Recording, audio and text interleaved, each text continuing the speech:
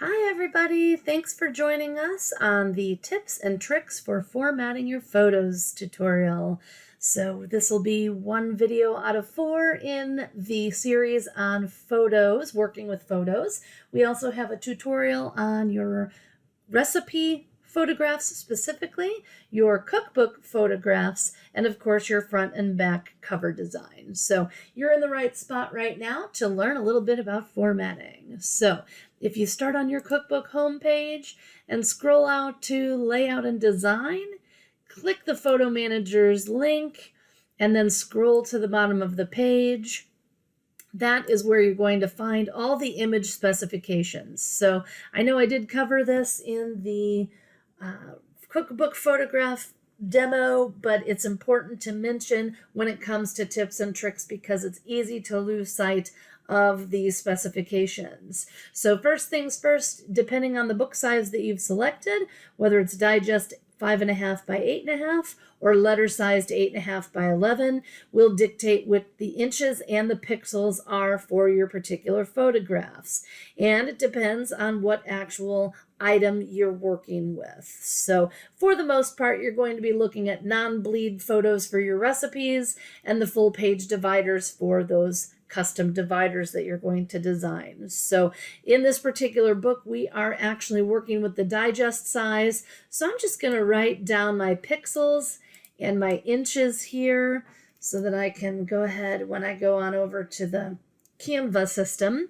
In particular, we will show you how you can customize those sizes. A couple of other pro tips. Remember that these file types do not work. Actually, JPEG, the .jpg, is the very best file type for you to upload your pictures in, and 300 DPI is going to be the best resolution. I know usually between 150 and 300 is recommended, but we always say go with the best, go with your 300 so that you have the best DPI. So next up, I'm going to show you about the sizes, and then we'll talk about DPI last.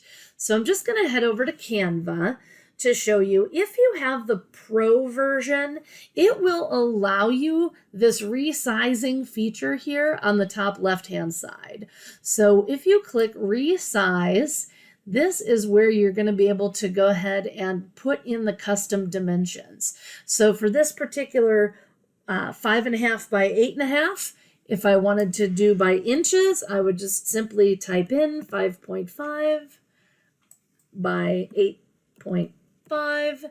It's in the inches, and then resize, and then it will automatically change my canvas size to accommodate the picture. If I were to choose the pixel size, all I would have to do is select pixels and then tell it 1650 by 2550, resize, and it's essentially the same size as the 5.5 by 8.5. And then all you need to do is begin designing. So if you're familiar with Canva, they have all kinds of elements that you can choose from.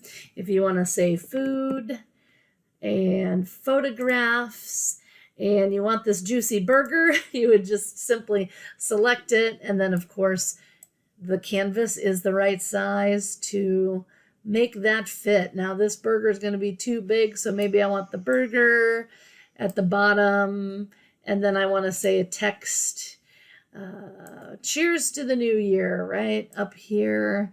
Maybe bump that font up so that it makes a little sense there, right? Etc. So we're not here to do a full tutorial on how Canva works, other than just know that if you have the Pro version, you can certainly resize right here in the canvas. And we do have an affiliate link to Canva in your client portal, as well as out on our webpage on the client portal page. You can always download, and it's a little confusing because it does say share and then download. And then this is where you would choose your JPG file, right? We want to make sure that you always bring it down in a JPG, save it to your computer, and then the final step would be to run it through the DPI converter. We like ConvertTown, so convert.town. /image-DPI. It's a great place for you to go in and change the DPI of your image. All you do is either choose the image by selecting the button, or you can drag and drop actually, and it will take care of that for you. And it will instantly change your DPI to whichever DPI you've selected. So I've got it defaulted to 300 because that's what I use all the time. And then you just simply download and save that to your computer. So those are your tips and tricks for photo formatting. If you have any further questions on that, just email us at support@creativecookbooks.com and we'll be happy to help you out.